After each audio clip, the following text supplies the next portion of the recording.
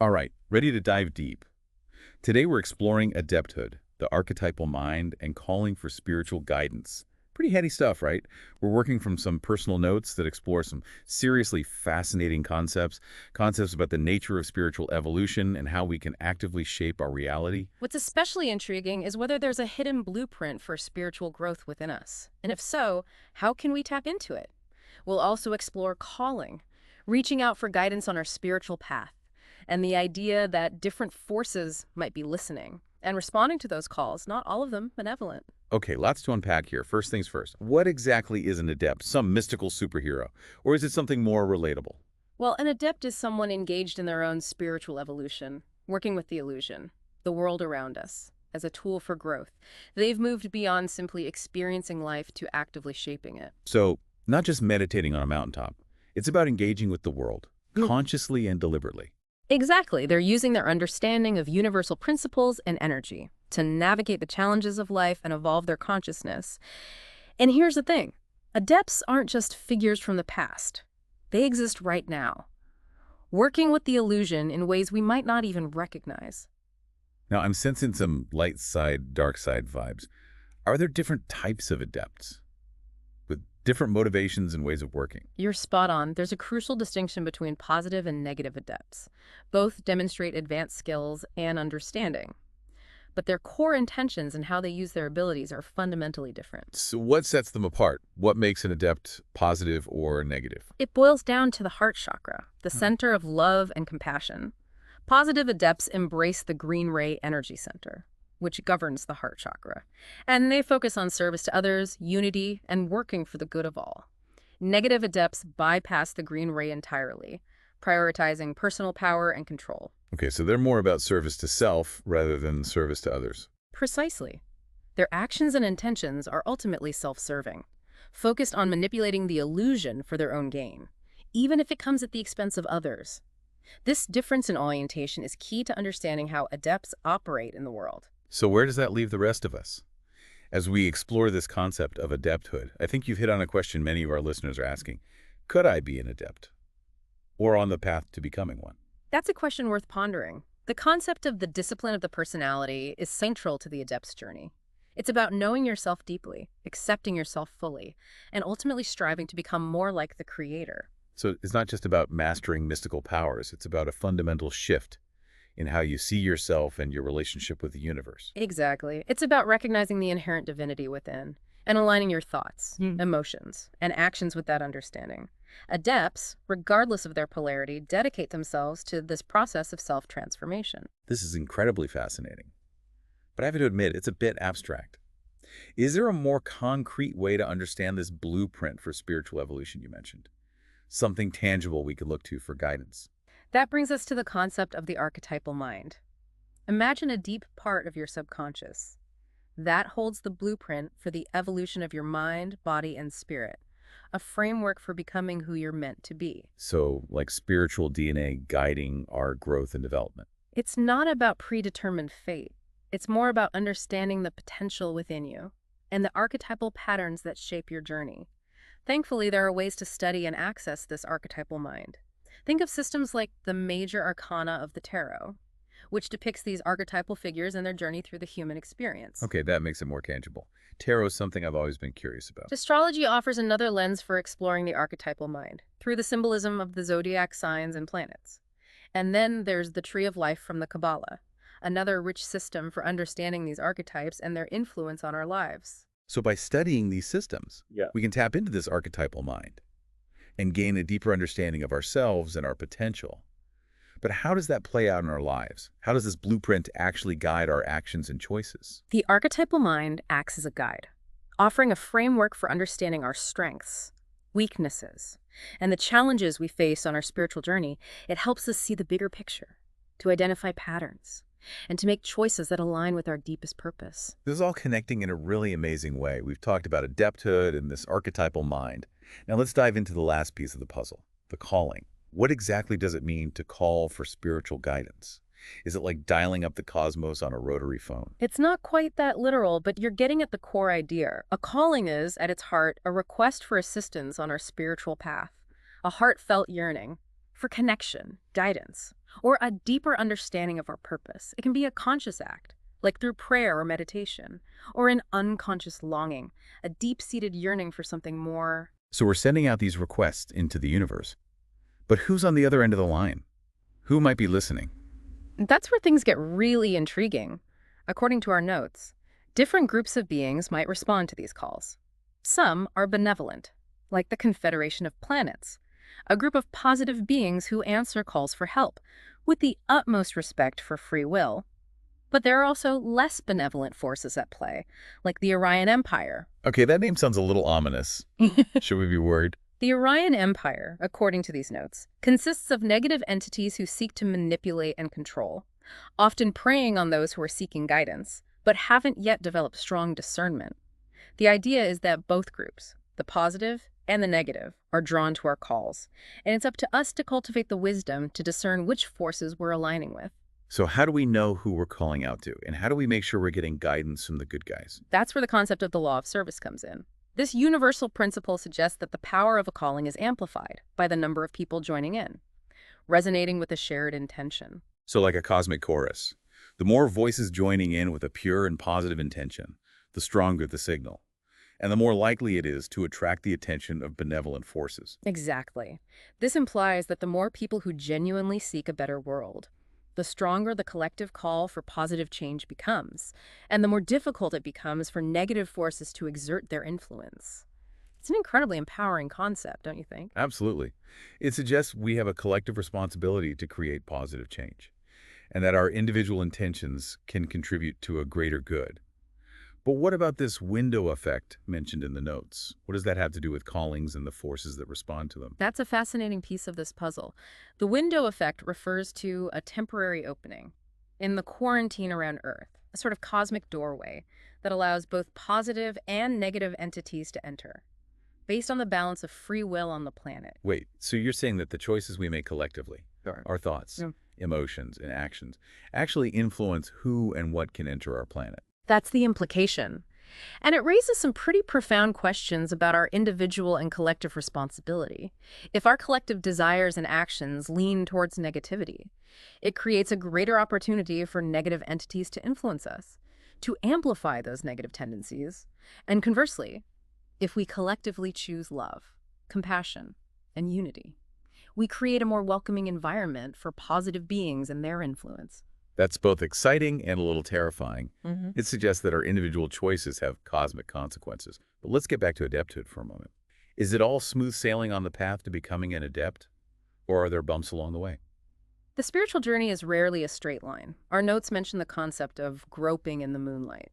Groping in the moonlight. That sounds a bit disorienting, like stumbling around in the dark. That's a good analogy. It refers to those times when we try to navigate the spiritual path with only the limited light of our conscious mind. It happens when we lack the faith to trust the process, to surrender to the unknown. So even adepts, with all their knowledge and experience, can get lost in the dark. Absolutely. They're still human. And doubt, fear, and uncertainty are part of the human experience. The spiritual journey isn't about becoming immune to those things. It's about learning to navigate them with grace and resilience. So many of our listeners can relate to feeling lost or uncertain on their spiritual paths. It's reassuring to know that even those on the path of adepthood face similar struggles. But this raises an important question. How do we know if we're on the right path? What are some signs or indicators that we're moving in the right direction? That's a great question, and one that we'll explore further in our next episode, where we delve deeper into the challenges and triumphs on the path of adepthood. Stay tuned, folks. This deep dive is just getting started. Welcome back to our deep dive into adepthood. I'm starting to grasp the idea that an adept isn't just some mystical figure, but someone actively shaping their reality and their spiritual evolution. Exactly. And they do this by working with higher energy centers, going beyond the everyday concerns of survival or relationships to tap into a deeper well of energy. You mentioned these higher energy centers before. Can you break that down a bit more? What exactly are they working with? Think of it this way. We all have energy centers, or chakras, that govern different aspects of our being: physical, emotional, mental, and spiritual. Adepts have activated and are working with the indigo ray. Indigo ray. That sounds pretty out there. It might sound exotic, but it's simply a way of describing a specific energy center, the gateway to intelligent infinity. Okay, remind me, what's intelligent infinity again? It's a big concept. Think of it as the pure, undifferentiated consciousness of the Creator, the source of all creation. Adepts can access this incredible energy through the indigo ray, and then channel it through the violet ray to do work in the world. So the indigo ray is like a doorway, and the violet ray is how they channel that energy outward. A good way to think about it, and the way they channel that energy depends on their polarity, whether they're service to others or service to self. So for a positive adept, are we talking about things like healing, Yeah, teaching, or working for social justice? those are certainly possibilities. But the truly profound work of an adept, regardless of their polarity, happens on a deeper level, the level of being. What do you mean by that? It's about embodying the qualities of the Creator. Authenticity, humility, simplicity, radiance, their very presence, the energy they emanate can have a transformative effect on others. So it's less about what they're doing and more about who they're being. Exactly. It's a state of being that's aligned with the Creator. And that alignment naturally ripples outward, influencing the world around them. That's powerful. It's like they become walking embodiments of these divine qualities. So it sounds like adepthood isn't about achieving some final destination. It's an ongoing process of becoming more and more aligned with the Creator. Precisely. It's a continual unfolding, a refinement of their being that reflects their growing connection to the source. Okay, so let's talk about the tools of the trade. When we think about an adeptative working with this energy, what comes to mind?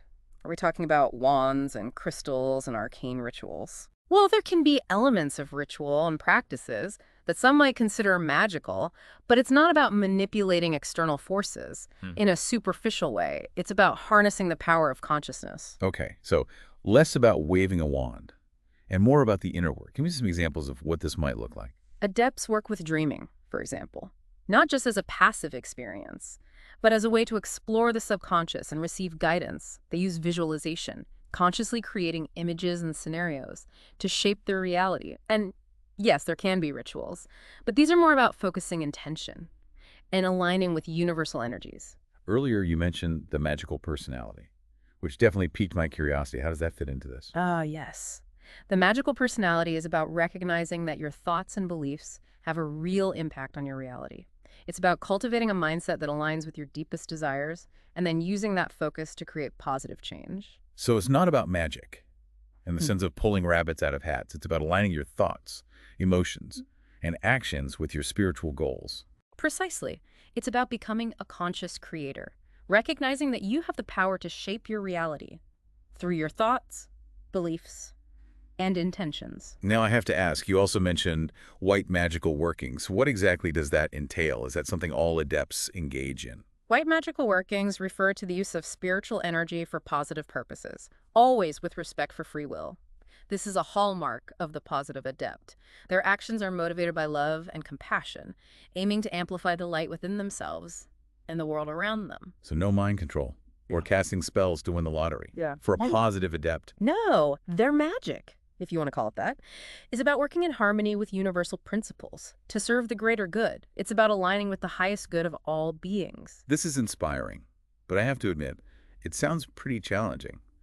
Are there any obstacles or pitfalls that an adept might encounter on their path? It can't all be smooth sailing, right? You're right, it's not always easy. One of the biggest challenges is what's described in our notes as groping in the moonlight. Groping in the moonlight. That sounds a bit disorienting, like stumbling around in the dark. That's a good analogy. It refers to those times when we try to navigate the spiritual path with only the limited light of our conscious mind. It happens when we lack the faith to trust the process, to surrender to the unknown. So even adepts, with all their knowledge and experience, can get lost in the dark. Absolutely. They're still human. And doubt, fear, and uncertainty are part of the human experience. The spiritual journey isn't about becoming immune to those things. It's about learning to navigate them with grace and resilience. So what can help an adept navigate those dark times? What can keep that metaphorical candle from going out? That's where the importance of faith and will come in. Two essential qualities for anyone on a spiritual path, but especially for the adept. We've touched on faith and will before, but I'm ready to go deeper. How do these qualities actually support an adept on their journey? Faith, as it's described in the Law of One, is the ability to accept and allow changes through the violet ray into the gateway of intelligent energy, the indigo ray. It's about trusting in the unseen, in the guidance of the Creator, even when we can't see the whole path ahead. So it's not blind faith, Yep. but an inner knowing, a trust that there's a bigger picture unfolding, even when we can't grasp it. Exactly. And will is the driving force that propels us forward. It's the power to choose, to direct our energy, and to manifest our intentions. For the adept, will is crucial for accessing and channeling intelligent infinity. So faith is the trust, and will is the action. They work together to move the adept forward on their path. You could say that faith provides the foundation, the trust in the process, and will provides the energy and focus to navigate the challenges and make choices that align with their purpose. This is all starting to click, but I'm still wrestling with the idea of an adept's primary work being on the level of being. How does that translate into action in the world? What kind of impact can they have on the bigger picture? Positive adepts, by embodying these qualities of the Creator, play a vital role in raising the consciousness of the planet. They act as conduits for love and light, channeling that energy into the world and influencing the overall polarity of Earth. So they're like spiritual transformers, stepping down the high voltage of intelligent infinity into a form that can heal and uplift the world. That's a great way to put it. They act as beacons, radiating love and light, and inspiring others to awaken to their own potential. And it's not always through grand gestures or public displays. They can have a profound impact through their daily interactions, their simple acts of kindness, their presence in the world. I love that. It suggests that we don't have to be a mystical superhero to make a difference. Our individual efforts to embody those positive qualities, to live in alignment with our highest selves, can ripple outward and contribute to something much larger. That's a powerful insight. We are all interconnected, and our individual choices, actions, and even our state of being contribute to the overall energy of the planet. This raises another question. If positive adepts are so important to the planet's well-being, how many of them are out there? That's a tricky question. Many adepts, even those who might be wanderers, souls who incarnated on Earth with a specific mission, are not consciously aware of their abilities or their purpose. They might be living what appear to be ordinary lives, but their presence still makes a difference. That's both fascinating and reassuring. So there's a hidden network of light workers operating under the radar, helping to steer humanity toward a more positive future. You could say that, but also raises the question, how do these unconscious adepts awaken to their true nature and step into their full potential? That's a great question. What triggers that awakening? What helps them to remember who they are and why they're here? It often happens through catalyst. Catalyst. Catalyst is any experience, positive or negative, that serves as a catalyst for growth and transformation. It can be a joyous event or a painful challenge, but it always presents an opportunity to expand our consciousness, to learn, and to evolve. So it's like the universe is nudging them, even shaking them awake sometimes, to help them remember who they are. In a way, yes. It's about recognizing the opportunities for growth and transformation that are woven into the fabric of our lives, even the challenging ones. The adept's journey is about aligning with those opportunities, embracing the challenges, and using their abilities to serve the greater good. This is a lot to process. It's inspiring and a little overwhelming to consider the scope of adepthood and the potential impact we can have on the world. It is a lot to ponder, but I think the most important takeaway is that each of us has the potential for greatness. We may not all be adepts in the traditional sense, but we can all strive to live more consciously, to develop our faith and will, and to contribute to the positive evolution of our planet. I love that. So what are some practical steps our listeners can take to cultivate these qualities in their own lives? How can we start embodying these principles of adepthood, even if we're not consciously working with the indigo and violet rays? That's a great question, and one that we'll explore further in our next episode. Stay tuned, everyone. This deep dive is about to get even more practical and empowering. Welcome back to our deep dive into adepthood. We've been exploring some pretty mind-blowing concepts about spiritual evolution, the power of consciousness, and the forces at play in the universe. Now, let's bring it all together and see what it means for us here and now. What's fascinating is the interconnectedness of it all. Our individual journeys aren't happening in isolation. They're woven into the very fabric of the cosmos, influencing and being influenced by the choices of others. It's like we're all part of this grand cosmic tapestry, each thread connected to every other thread. We talked about how the law of service amplifies the power of a calling. The more people genuinely seeking a better world, the stronger the collective call for positive change becomes. And if we connect this to the window effect, The idea that the balance of free will on Earth influences who and what can enter our planet, it really highlights our collective responsibility. It's almost as if we're co-creating the reality we experience, not just individually, but as a species. It's both empowering and humbling to think that our choices have such far-reaching consequences. But before we get lost in the vastness of the cosmos, let's bring it back down to Earth. What can our listeners do to cultivate the qualities of an adept in their own lives? How can we start walking this path, even if we're just beginning to explore these concepts? Remember, adepthood is a journey, not a destination. It's about continuous growth and evolution.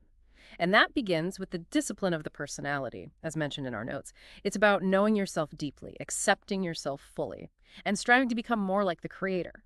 Those are big concepts: self-awareness, self-acceptance, and aligning with the creator. Any practical tips on how to put those into practice? Where do we even begin? Self-awareness starts with honest introspection. Pay attention to your thoughts, your emotions, your reactions. Notice your patterns and motivations. What are your fears? What brings you joy? The more you understand yourself, the more conscious your choices become. It's like taking inventory of your inner landscape. But what about self-acceptance? That can be a real struggle for a lot of people. We're often our own worst critics. Absolutely. Self-acceptance is about embracing all parts of yourself, the light and the shadow. With compassion and understanding, it's about letting go of judgment and recognizing that you are a work in progress, always evolving. That takes the pressure off, striving for some unattainable ideal of perfection. Yeah. And what about aligning with the creator? What does that look like in everyday life? It's about embodying the qualities of the creator. Yeah. Love, compassion, wisdom, creativity, joy. It's about seeing the spark of divinity in yourself and in everyone you meet. It's about acting with integrity, kindness, and a desire to serve the greater good. So it's about shifting our perspective from separation and judgment to one of unity and love. Exactly. It's about recognizing that we are all interconnected, part of the same divine source, and that shift in perspective can have a profound impact on how we experience the world and interact with others. We've talked a lot about faith and will as being essential qualities on the path of adepthood. How can our listeners cultivate those qualities? Are there specific practices or exercises they can do?